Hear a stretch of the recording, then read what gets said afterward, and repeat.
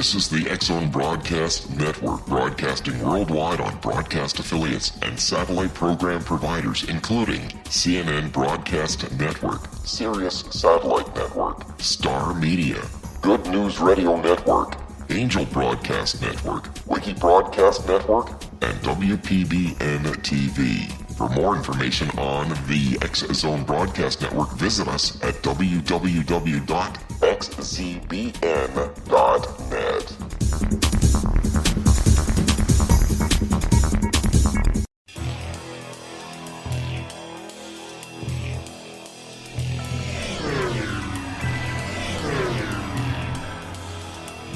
This is A Different Perspective with Kevin Randle. A retired U.S. Lieutenant Colonel, Kevin Randle has been studying UFOs for nearly 50 years. Kevin has investigated some of the most famous UFO cases in the world and has been consulted for dozens of documentaries about UFOs. Considered one of the leading experts into the Roswell UFO crash of 1947, Kevin has written more than 25 books about UFOs, including the recently published Roswell in the 21st Century. Now, here's the host of A Different Perspective, Kevin Randle.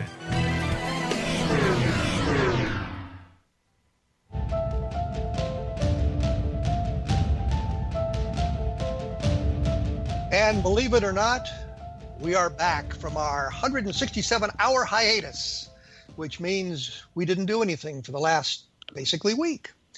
I am joined today by Lorna Hunter.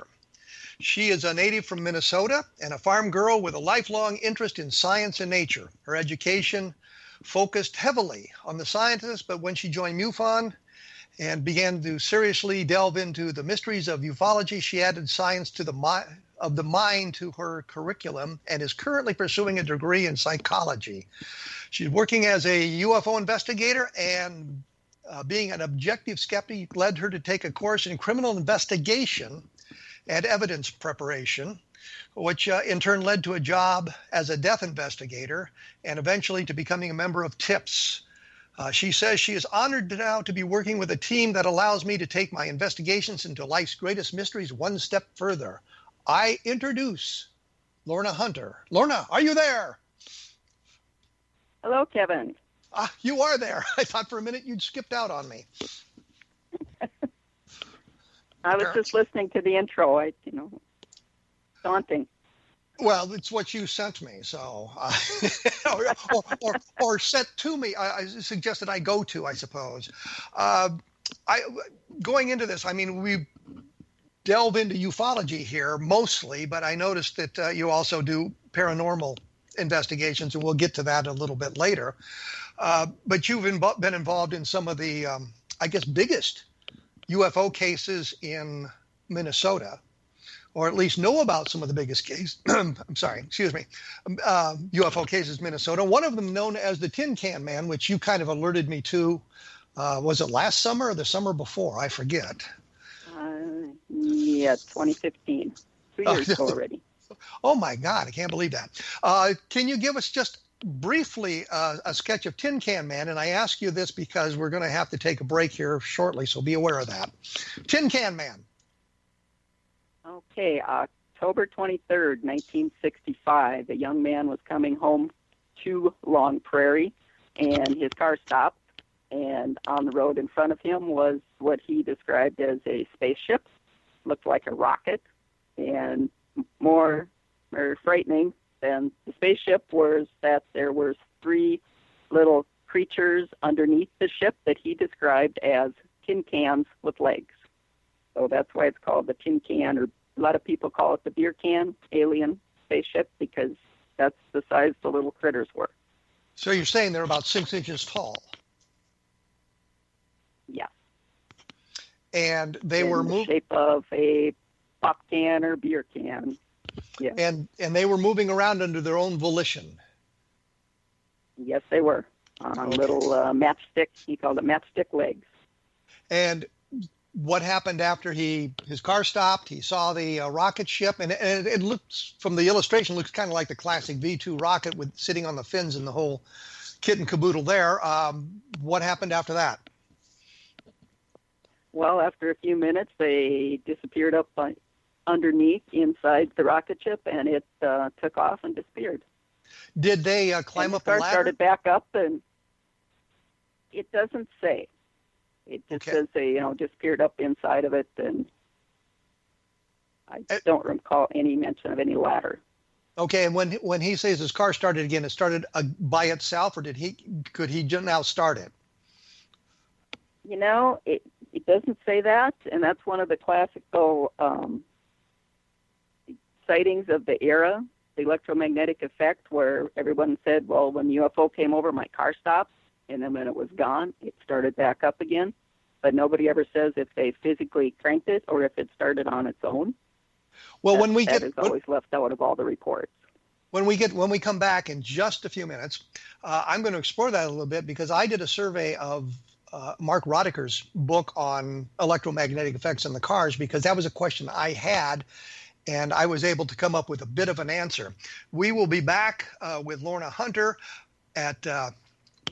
in just a few minutes, and we'll have more information about all of this information at www.kevinrandle.blogspot.com. And I'm going to take a moment and suggest that you all take a look at Roswell in the 21st Century, which you can find on Amazon as an ebook or whatever you want. But we will be back in just a few minutes.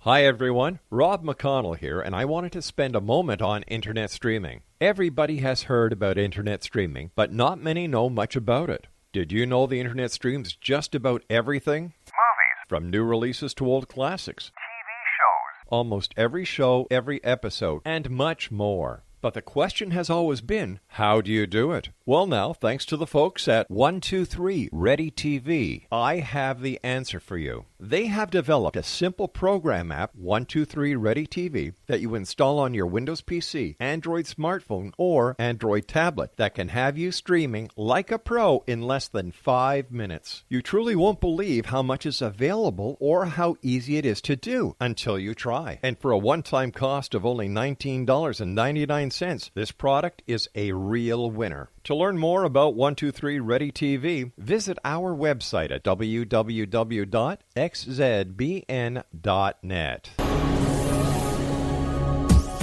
This is the X-Zone Broadcast Network, broadcasting worldwide on broadcast affiliates and satellite program providers, including CNN Broadcast Network, Sirius Satellite Network, Star Media, Good News Radio Network, Angel Broadcast Network, Wiki Broadcast Network, and WPBN TV. For more information on the X-Zone Broadcast Network, visit us at www.xzbn.net.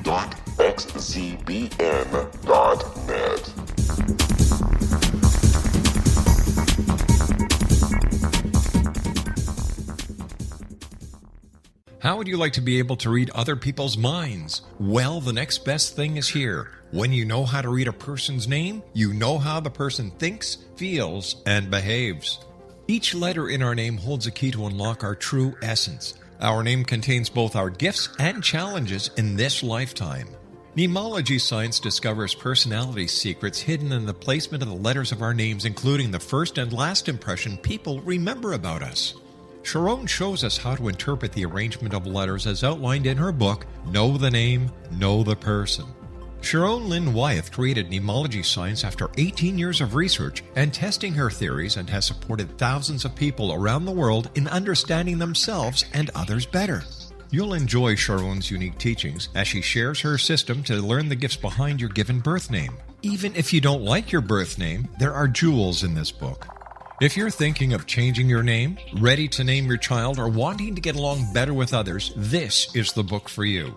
If you'd like to improve your relationships and change your life for the better, get the book today, Know the Name, Know the Person, or visit www.knowthename.com. That's www.knowthename.com.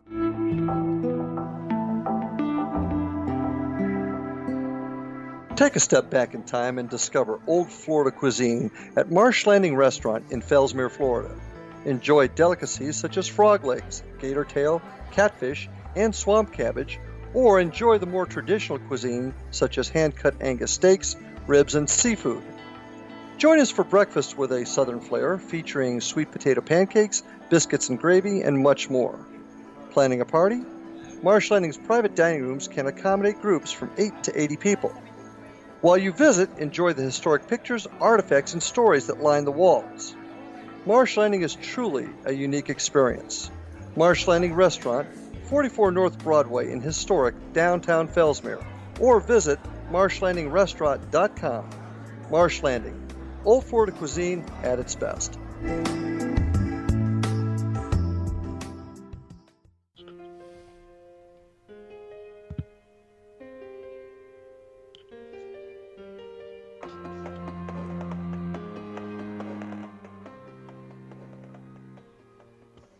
And we are back with Lorna Hunter, who is a Minnesota ufologist and an investigator of the paranormal. And we'll try to get to that in a little while. When we went away, I'd asked a question about whether the guy had to start his car or whether or not it started spontaneously.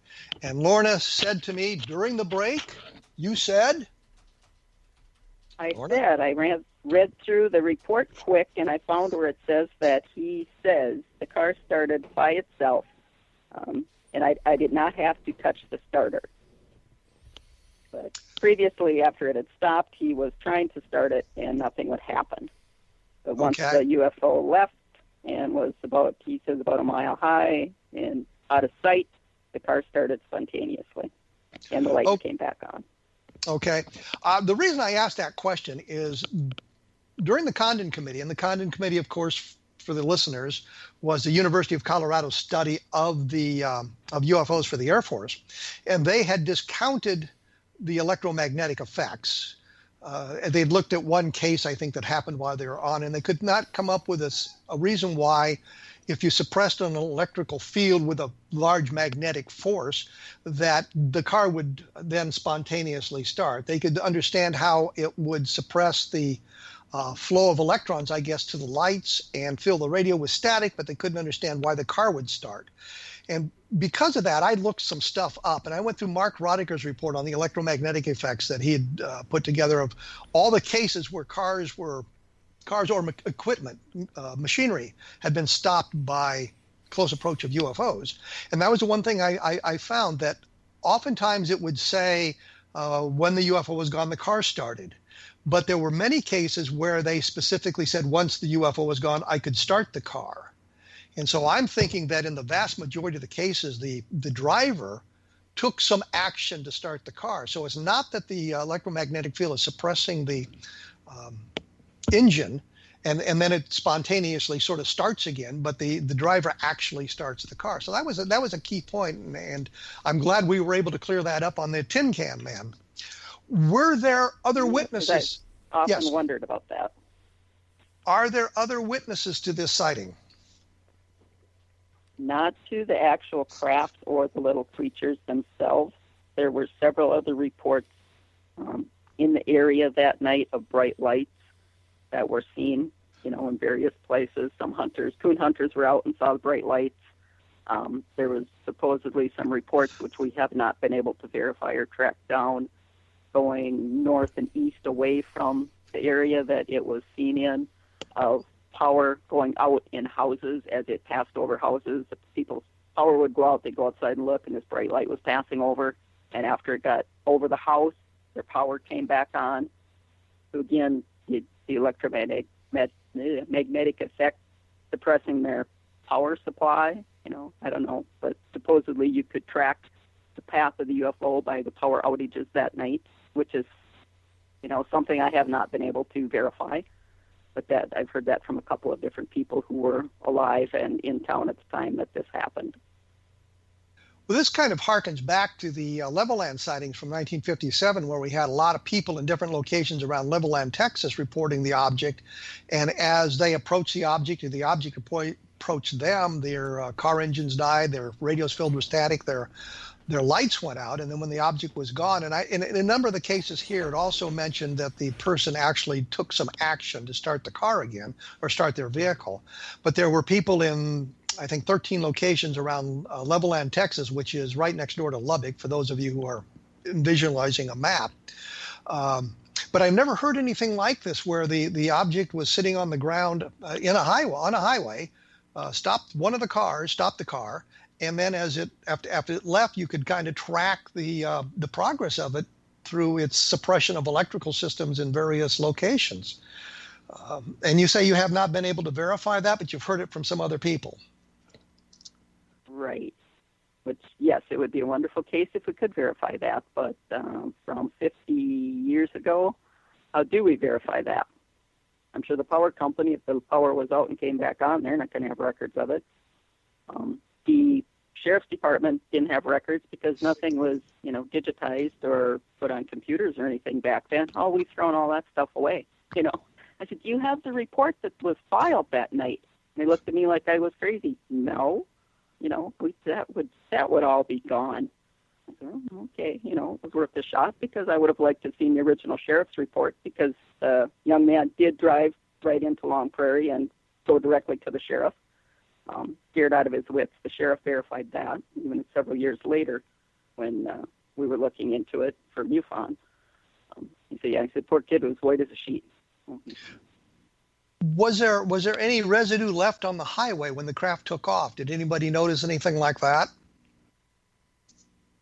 I have some reports that there were 3 lines of possibly an oily substance on the road. I have a report of a young man who went out with his grandpa and said there was like concentric circle cracks in the tar in a concentric circle form.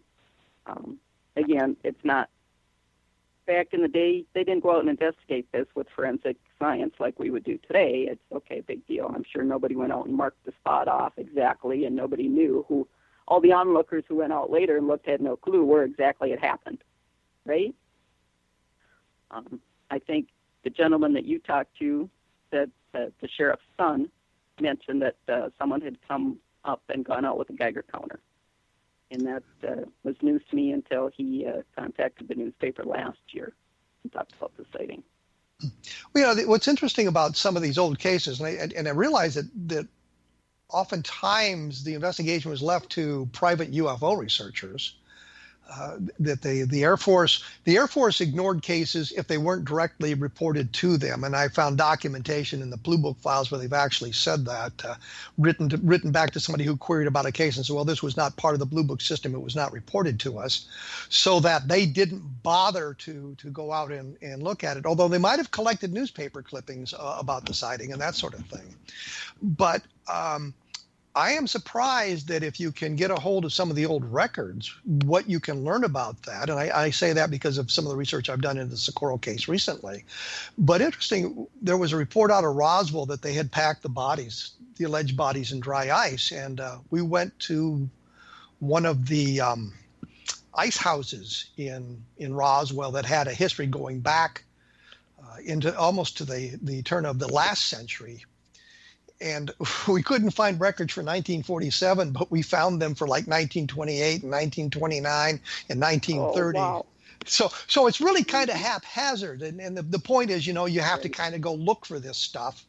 And it kind of comes to my mind, did you look in the local newspapers that maybe would suggest power outages that have been reported in specific areas? Or and if it was kind of really localized, there might not even be a report in the newspaper. But had you thought about trying to track it that way? I went through the entire newspaper of the day that it was reported. It was front page news on the one newspaper. I went through the previous weeks. I went through the following week's newspaper looking for sheriff's reports. Because today, a reporter goes up to the courthouse and sits down at the computer and writes down all the sheriff's reports, right? Every incident that comes in gets written down, and it's the news for the next week's newspaper. There were no sheriff's reports. The only thing reported was this UFO. So there were no sheriff's reports written down in the newspapers. And again, paging through every page of the newspapers prior and after, and the weeks after, I didn't see anything else either. It's just the one newspaper that had anything about it in it. Sometimes you get lucky, and sometimes it just doesn't work. I mean, and you kind of. We're lucky that we physically had the copies of the newspapers. I didn't have to go through the fish and look at them. But it's easier for me to scan a whole page of a newspaper than to try to look through a fish machine. Well, I know that you were a MUFON member. This was 1964, and I'm not. I don't think MUFON 65. officially got. I'm sorry, 65, but I'm not sure MUFON got organized until after that, so there wouldn't be anything in the MUFON records. Right. But what about NICAP or APRO? NICAP being the National Investigations Committee on Aerial Phenomenon, and I know you know that, and APRO being the Aerial Phenomena Research Organization with Coral and Jim Lorenzen as the directors of that organization. And did you look at their newsletters to see if there was anything about it in there? No, that's what you're here for, to remind me to do that. The information that we have, and I thought one of the reports that I had came from NICAP, and I could be mistaken because I have it on our website as the original NICAP report. The one report, and I know you've seen it, it's the top of it says U.S. Air Force Technical Information. So does that mean that this Project Blue Book came out and talked to these people and took that information down? How would that guy have gotten this 10-page form to fill out? Well, the Air Force. If somebody reported it to the Air Force, one of their techniques was simply to send, I think it was Air Force Form 117 to them, which is this long, stupid report, 7 or 8 or 9 or 10 pages about the sighting. And one of the things they do is a little bit of narration of the sighting. So if the Air Force, if somebody reported it officially to the Air Force, meaning somebody had called an Air Force base and said there was this UFO sighting, then they would have, at a minimum, sent the report form. And if you look at through the Project Blue Book files, you'll find some of them say Air Force Form 1711 not completed, so they just closed the case as insufficient data. And if they did an investigation, there will be a case file and a card on it, and probably say something about psychological, since he's reporting little creatures that are 6 inches tall running around loose. It said Venus. One of the reports said Venus. Project 10073 record. Form FTD. Yeah, this is the same form as...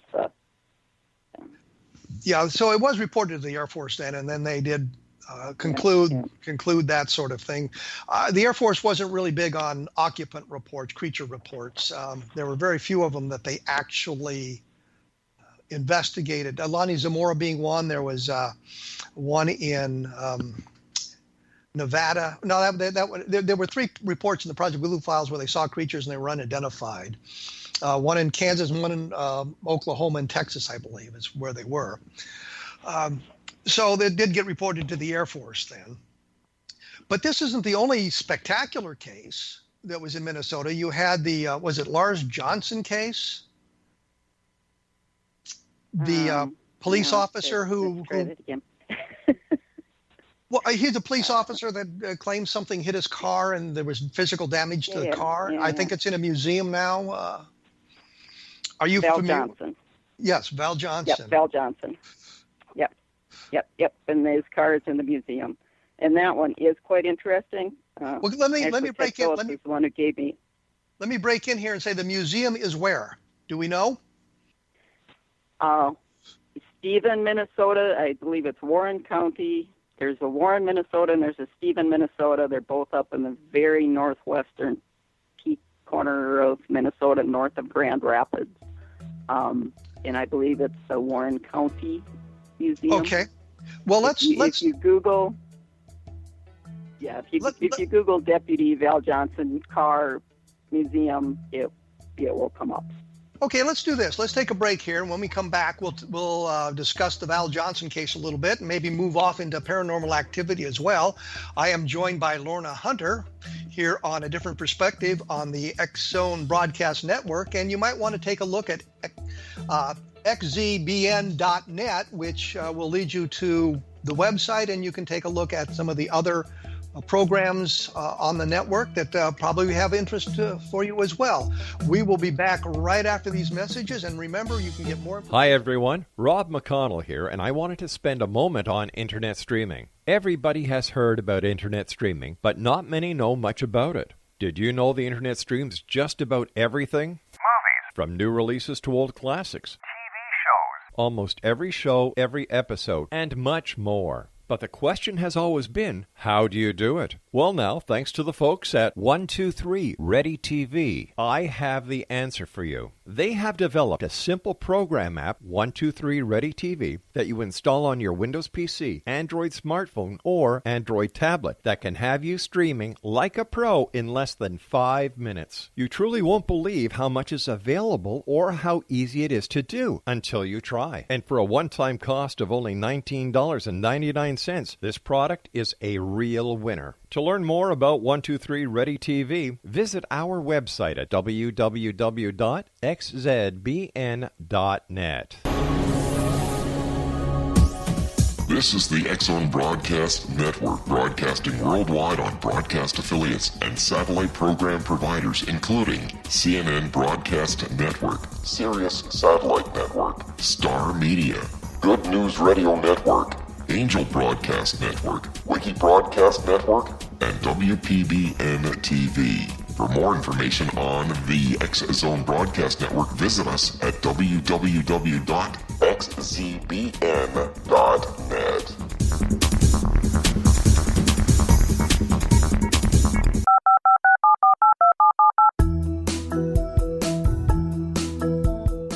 Did you know that when you're on the road with limited data or Wi-Fi, you can still listen to the X-Zone Radio Show with Rob McConnell, The Science of Magic with Gwilda Wiyaka, X-1, Dimension X, Space Patrol, and every minute of the X-Zone Broadcast Network by calling 213-401-0080, courtesy of Audio Now.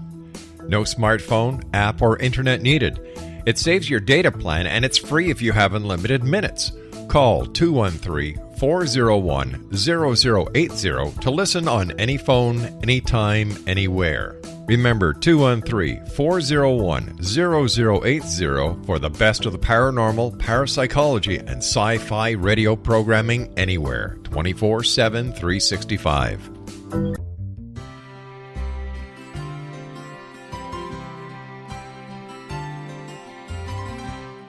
True healing must address 4 levels: physical, emotional, mental, and spiritual, for us to live joyful and productive lives. We tend to treat 3 of the 4, leaving the spiritual languishing. If you're tired of the same dysfunctional patterns cropping up in your life, Soul Balancing is for you. Trixie Phelps, owner and founder of Soul Balancing, is a naturally gifted energy healer trained in numerous esoteric forms, including shamanism. Trixie has created a powerful modality that safely and effectively clears your energetic field. A soul balancing session can remove interference, heal trauma, and restore your hope. Contact Trixie for a life-changing long-distance session today, www.soulbalancing.world.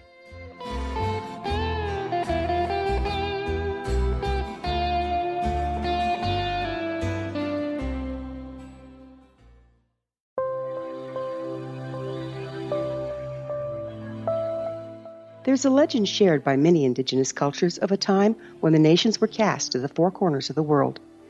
Each nation was given a body of sacred knowledge that held a different portion of the truth to preserve. True reality could not be known until all the nations reunited, combining the information. If a single one was missing, the world could not be reborn and darkness would prevail. The Science of Magic Radio is dedicated to reuniting the sacred knowledge. With the understanding, none of us has all the answers, but together we can open new perceptions and possibilities. Through our combined vision, the world can be reborn into a place where darkness no longer prevails. Join me, Gwilda Wiyaka, and the Science of Magic daily on the X-Zone Broadcast Network, xzbn.net, or visit us at thescienceofmagic.net.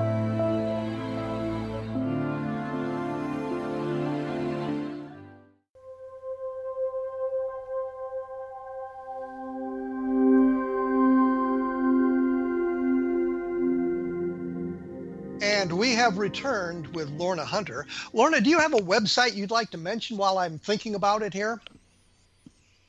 Yes, my Lakes Area Paranormal Interest Group is lacig.org, and there's a link actually to all these cases in Minnesota on the events page. You'll have to scroll down a ways because we did a radio show. We did a meeting on the Minnesota UFOs back in 2013, it looks like. But it's on the page. All the links are there to the Tin Can Aliens, to the Val Johnson event, a bunch of other pages that show Minnesota and historical UFO reports. Bigfoot in Minnesota, Ghost in Minnesota. Okay. Now we were mentioning Deputy Val Johnson when I went insane apparently, and took a break. But can you give us some of the details of that case? This was in Marshall County, Minnesota. So I was wrong. I said Warren County, but the towns are Warren and Stephen. It's Marshall County. It was August 27th, 1979, 1:40 a.m. when Deputy Val Johnson called into dispatch. There was a bright white light that he could see in the distance. He thought perhaps an airplane had crash landed. He didn't know what it was. He was going to check it out. The next time when he called in, he had been hit. He had just, woken up from a crash. His vehicle had been hit. 14 minutes were missing from both his watch and from his cruiser clock, dash clock. His eyes were burnt. They described it as like having welder burns to his eyes. The windshield was cracked. There was a lot of damage to the car. Cracked windshield, front headlights out, antennas bent, dents in the hood. The trunk antenna, the officer was unconscious, burns to his eyes, dash clock in his watch, 14 minutes, small hole in the speedometer glass inside. The car had continued. They could see the tracks on the road that he must have applied the brakes. The car had skidded down the road hundreds of feet after the impact. Skid marks for 100 feet with right angle turn into the ditch. So he ended up in the ditch unconscious after seeing this white ball of light. Well, when you say there was missing time, essentially, which is one of the hallmarks of an abduction case, is this? Did anybody explore that avenue? I suppose. I don't think so. I have never seen anything that said that it was, and I'm sure he was not going to be amenable to that. So he's got the missing time, but no research has been done into that. Well, I can understand why he would want to do that. 14 minutes, yeah. I know that a number of cases of police officers who were involved in kind of UFO reports have seen their careers kind of collapse because of that, a ridicule factor and that sort of thing. Did that happen to him? Was there any ridicule involved in this? I'm sure there was. What I know of him is when I was taking the criminal investigations class, there was a gentleman in my class from Park Rapids, and his secretary was Val Johnson's cousin. And she said, "You do not mention it to him. He will not talk about it. He wants to hear nothing about it." That's interesting. That's the same thing. That was the same thing with Lonnie Zamora in the Socorro case. I had a friend, Bob Cornett, and he was down there at the Very Large Array, that big radio telescope operation out just west of Socorro. I always think of it as a whopping huge array, but it's the Very Large Array. And because he was there, he called Zamora, and Zamora said, "Well, you can come over. We're having a barbecue and have some barbecue with us, but I don't want to talk about the flying saucer." And so Zamora would not talk about it. So I'm not surprised. I know a number of police officers who had reported UFOs soon left their job as police officers because of that sort of thing. And I'm not sure it's related directly to the UFO sighting, but it's the reaction of the people around them to the UFO sighting. And that's kind of what you're suggesting here, isn't it? Right. But they kept the car. If the county, if they're going to ridicule him, why did they keep the car? Why do they still have the car in the museum? Well, did he finish out his right? So he must have had a little bit of support. Did he retire from the police force, or did he eventually quit and take another job? I do not know. That I don't know. We should maybe mention that the gentleman who saw the little tin can aliens and the rocket ship sitting on the ground, nobody's been able to find him. Several other UFO researchers have been looking for him, and no one knows what happened to him. So, if they don't want to be found and they don't want to talk about it, I guess they just disappear. But we're not the suggesting thing that I have on the Val Johnson. Well, I'm not suggesting that he, died or, might have changed his name or something, but the one from the tin can alien sighting had, his parents had been contacted, and they said that the Air Force had contacted them and told them not to talk about it. But we're not suggesting anything nefarious here. The guy just got tired of talking about UFOs and decided to go away. You don't want to be found? Yeah, you're not going to be found.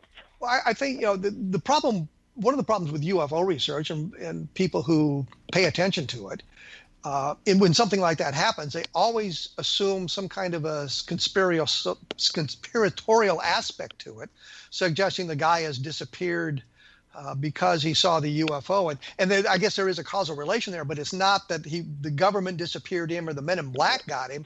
It's just he didn't want to talk about this anymore, and it may have impacted his job. It may have impacted his family life. And the guy in Alabama who took the picture of the alien, Greenhaw, I think his name was, eventually kind of did the same thing, decided to not talk about it anymore and go away. So, that's kind of an interesting aspect to this when you think about it, that people who see UFOs and then report them officially find themselves I guess the butt of jokes and the victims of ridicule, and that kind of turns them off to helping researchers, and it kind of turns other people off to reporting that. And I think mainly of airline pilots, Air Force pilots. If you see a UFO, then suddenly your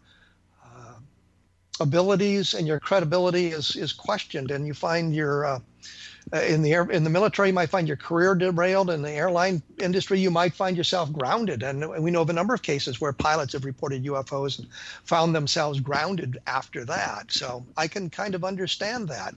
But Deputy Johnson, he saw a light. Did he see a craft of any kind, or was it just a light coming at him? Just a ball of light coming at him. Did he? The interesting thing in the car, if you've seen pictures of the car, I have not been up to see it yet. That's on my list of things to do. It's about a 5-hour drive from where I'm at, so that's why it hasn't gotten done yet. And you need to make an appointment. The museum is only open certain days of the week. But there's one headlight on one side of the car that was broken, a circular dent on the hood. The windshield was shattered, which was inspected by the Ford Motor Company, inspected the windshield, and they said it had been pushed in and sucked back out. Circular roof emergency light was broken. The roof antenna was bent. The trunk antenna was bent, and they're not, not a 45-degree, 60-degree angle. What Ted Phillips said when he saw the car was that the bends in the antennas still had bugs on them. Like mosquito, you're driving down the road, you get mosquitoes, you get, whatever, bugs at night. They still had bugs on them, even when it was bent. So it wasn't like somebody took a pair of pliers and, held it on each side and bent these antennas. Well, we should point out Ted Phillips is, I guess, the guru of landing trace cases. He's compiled a catalog, I think, of about 5,000 landing trace cases, UFO landing trace cases throughout the country, and other phenomenon as well.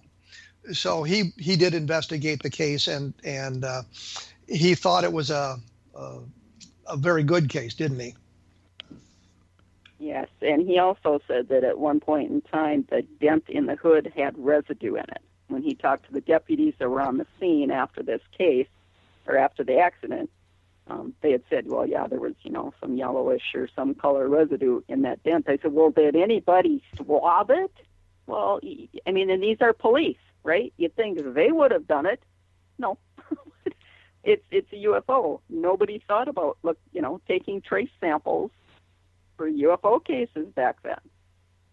Well, I know this is would it have helped? Maybe not, but it just seems like, that's automatic. Now we look for traces. We look for something that's not of this earth, right? That was left behind. Yeah, and I find that in lots and lots of UFO cases. They didn't repair the car then. It's still in the condition it was after the incident. Right. Yeah. They took it out of service and preserved it. That seems like an awful big expense for a county to do. Yeah, I questioned that at the Paracon.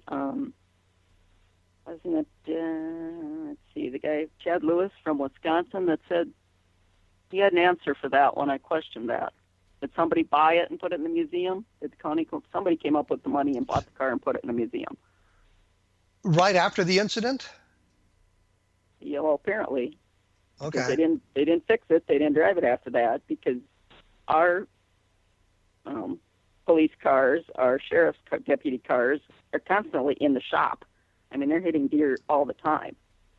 So our cars are always in the shop, just being repaired and put back out on the road. So yes, my question was why wasn't it repaired and put back out on the road? But for some reason, somebody did see the need to preserve it. But I'm not sure who came up with the money to save it.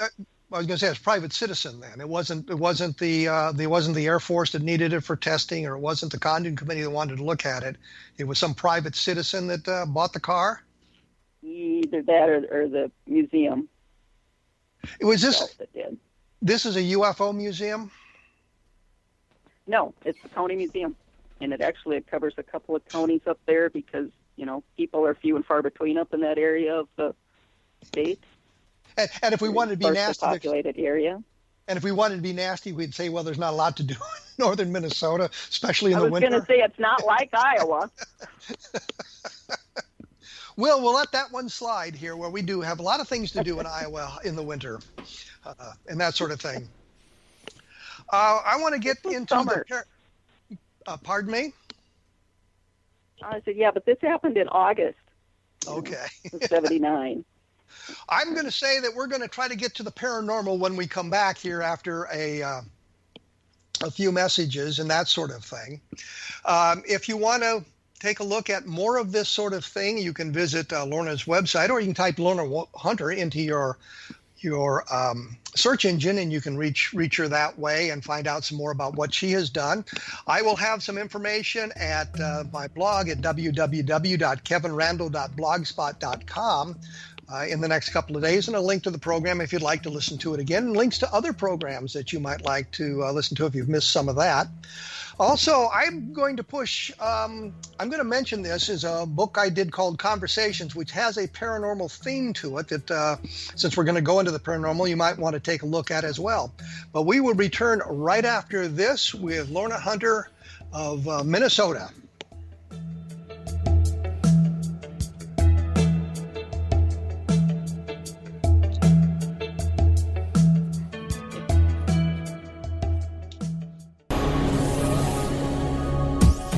This is the X-Zone Broadcast Network, broadcasting worldwide on broadcast affiliates and satellite program providers, including CNN Broadcast Network, Sirius Satellite Network, Star Media, Good News Radio Network, Angel Broadcast Network, Wiki Broadcast Network, and WPBN TV. For more information on the X-Zone Broadcast Network, visit us at www.xzbn.net.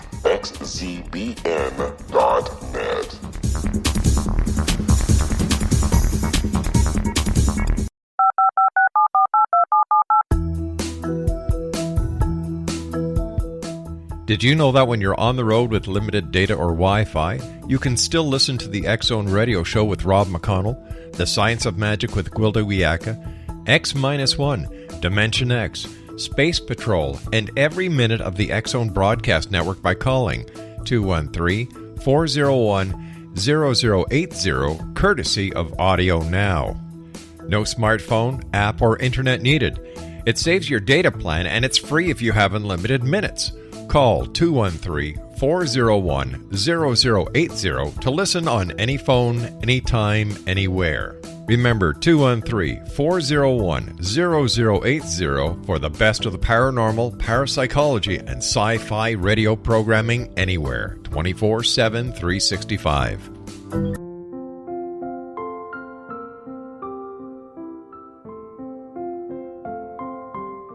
I am Dr. Carl O'Helvey, founder, president of a new cancer foundation focusing on evidence-based physical, mental, and spiritual interventions, including natural cancer cures, prayer, meditation, affirmations, nutrition, and other related holistic cancer prevention and cure modalities. These are used in cancer education, research, and financing care. I ask for your help to continue this important work by donating at www.holisticcancerfoundation.com.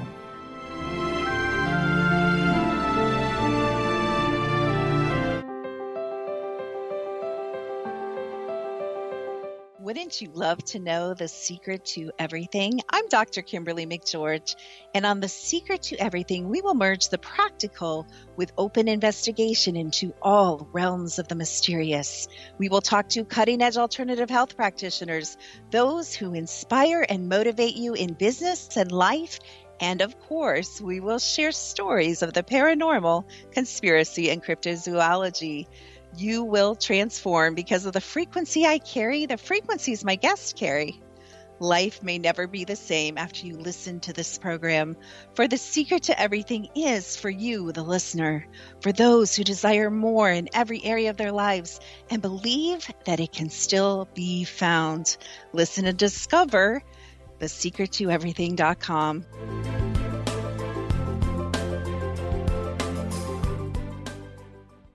Little children aren't the only ones afraid of the dark. Millions of soldiers return from war zones with PTSD, anger, frustration, fear, and loneliness, much of which surfaces during the darkness of the night. You have the chance to change the lives of these American heroes. Songs and Stories for Soldiers.us provides free MP3 players for these men and women. With a list of 3 million songs in 16 different styles, 100,000 audiobooks, and 30,000 old-time radio programs, every veteran can find something to soothe and comfort them at no cost.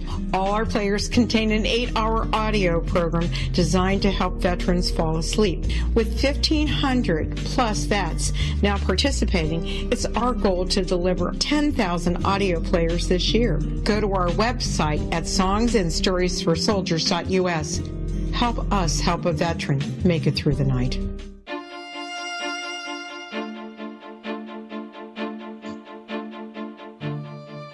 And we have returned with Lorna Hunter from Minnesota, who does ufology and paranormal investigations. And as usual, we get locked into the UFO aspect of it and not much of the paranormal. So Lorna, give us a little bit about the paranormal stuff that you take a look at. Well, mostly ghost investigations, haunted houses, haunted buildings. Specifically, our team, the International Paranormal Society, does historic buildings that are probably in need of restoration, and we work to raise money for these buildings, museums, whatever. I am the director of the Christie Home Museum in Long Prairie, which is a house museum. It was built in 1901 by Dr. George Christie. His family lived in the house until 1976, when the last son passed away. He was also a doctor. He had his clinic in the house. And when they died, the family gave the house to the city to be used as a museum. Needless to say, some of the family members and some of the maids are still hanging around in the house. So we have done investigations in the house. Actually, Adrian Lee wrote a complete little novella on the haunting of the house because it had just about everything you could ask for except a full-bodied apparition show up. And we had one that was close. Well, when you say a full body apparition, what do you mean? Well, we didn't see a ghost per se, but there's the thing called the full spectrum camera, and we have the misty outline shows up on the full spectrum. And the full spectrum camera means it sees outside the infrared and ultraviolet farther than our eye can see. It sees what our eye can't see. This is moving a little bit. Is there a possibility that are you interpreting these images on the film? I guess you're interpreting these images as ghosts or apparitions. Oh, okay. I am very skeptical about this stuff, and I have to be able to recreate things. You know, if I can recreate a photo, it's not okay. You know, I can do that, so that's not a ghost. That's dust. You know, you have the flash on, it's dust, whatever. So we're not talking orbs, although we have plenty of those on film. Adrian Lee is a psychic, and he can see dead people. All right, I don't know how he does it. He's good. I'll give him that. When we were touring the house, he looked down the staircase and he said, "There's somebody standing at the bottom of the stairs. I'm going to take a picture with my full spectrum camera." And he did. And there was this mist in the shape of a person exactly where he said there would be one. But I don't know how it happens. I can't do it. There's some things you got to just say, okay, you know, but go for the hard evidence, right? That's a maybe. Interpreting the photo, you're correct. Well, I was going to say, but he brought the camera in. He brought the camera into the house, and the film was already loaded into it, so you don't know if there was some kind of double exposure. Digital. Digital. No, the digital camera. Digital camera. Yep, so everything's digital. Yep, everything's digital nowadays. So there's no loading. Oh my God! I just aged myself by immediately assuming that he had film in the camera. For crying out loud, I haven't used film in a camera in 15 years. So this was a digital camera. At least. Yeah. Okay. I do know that digital cameras sometimes register images that really aren't there. It has to do with the camera itself and the makeup of the cameras as well. Yes, the camera artifacts. Yes, I'm good friends with Mark D'Antonio, who is the MUFON guru for analyzing. He's photo analyst for MUFON. Yes, we've had him on the program. Yep, worked very closely with him, and so yeah, I know what's a good photo and what's not a good photo, what to throw out, what to keep, right? And there are some that you just have no explanation for. But you know there are some apps that can implant a ghost image within seconds into a digital camera, and they're available all over the place. Oh, absolutely. I also know the people I'm working with, and the reason I'm with this, the International Paranormal Society, is because we do it right. I trust them, not to put ghosts in with apps. Right? But I have seen, and the one that comes to mind immediately was something, a program on one of the like the Discovery Channel or something, where they were doing dowsing. And the guy claimed they had found a coin. He dowsed out a coin, an old coin. He told, dig here, and they found this old coin. And when they went back and looked at the footage as they were shooting this, they saw the guy actually drop the coin into the bucket of dirt so that something was found. And so, I mean, there are all kinds of ways of faking this stuff. And you have to know the person you're working with. Is there anything that you can think of that would suggest they might be manipulating the data somewhat? Absolutely not. No, seriously not. Like I said, that's why I work with this team. I was totally skeptical of ghost hunters when I was in MUFON. I thought, seriously, ghost hunters? No way. That's the last thing that I would ever do. I would never give them any credibility until I was invited to go along with this team, and they were using all the same equipment that ufologists use, the K2 meters, the mel meters, you name it, for recording sounds, electromagnetic activity, They had cameras set up, they hooked to the computer, they were watching the live feeds of the cameras, they were recording everything. Yeah, these guys do it right. Well, you said one thing that interests me. You said you're no longer with MUFON? Well, I'm a life member, but that's about as far as it goes. Why have you stopped your activity with MUFON? I didn't like the direction they were taking. And that direction was?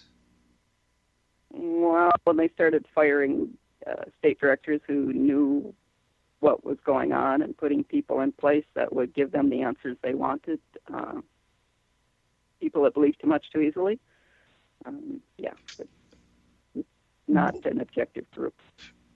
So MUFON has moved in a direction that suggests they're being less than objective in their UFO investigations?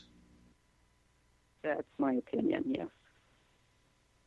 What brought this opinion on? I mean, was there a specific event other than firing some of the state directors? Well, when Bigelow got involved with them was the turning point. But he was involved for he was involved a long time ago. I mean, in the mid 1990s. Yeah, but he wasn't paying for investigations till 2009 is when they started with the STAR team investigations, when Bigelow actually paid to receive all the reports that came in. But didn't he buy a whole bunch of abduction reports from John Carpenter, who was their abduction researcher? I don't know about the abduction ones. He was specifically interested in anything that had a propulsion, craft landings. He wanted to know the propulsion because obviously he was trying to get outer space or get back to the moon. So he wanted an inside scoop on anything that could give him a lead in the propulsion race. And when we say Bigelow, this is the Las Vegas billionaire, I guess, who is attempting to kind of engineer his own space exploration, I suppose is the best way of putting it. But that's the fellow. Yep. And so you're just suggesting that. I guess I don't understand how Bigelow is looking for specifics that would lead him in a direction that firing state directors would be a good plan. I mean, you'd want people who are skeptical and gathering proper data, not somebody who's just saying, yes, it's all extraterrestrial. Well, you'd think. My point exactly. Yeah. Okay. So you still receive the MUFON Journal? Oh, yeah. I'm a life member. I'm just no longer investigating for MUFON. So you're kind of like Jim Mosley, who always bragged about being just a journal subscriber and nothing more. Right. There you go. Okay. Well, I know we veered off here because I wanted to talk a little bit about some of this ghost hunting stuff, but we're just right up against the clock here. We really can't do that. I mean, I'm very skeptical of these ghost stories, so I'm if I put you on the spot, I'm sorry about doing that, but I just wanted to make sure we had the proper information. What is your website again, real quick? lapig.org. I only got part of that. Like www. LA, Lakes Area Paranormal Interest Group. So it's the first letter in each of those words. And yes, that was LaPig. LaPig.org was done tongue-in-cheek because we know we get laughed at anyway because we're just the crazy UFO people. So. Well, thank you very much, Lorna, for taking your time to chat with us about these things. And I'm sorry I got off on the MUFON thing here at the end, but that kind of interested me, and I wanted to explore that. And as I say, we will be back next week with another program, and you can take a look at www.kevinrandle.blogspot.com, and I will have information about some of the things we talked about today there as well. And be sure to look at some of the other programming at xzbn.net, which is the X Zone Broadcast Network, for some of the other fine programs on it. And we will return in 167 hours.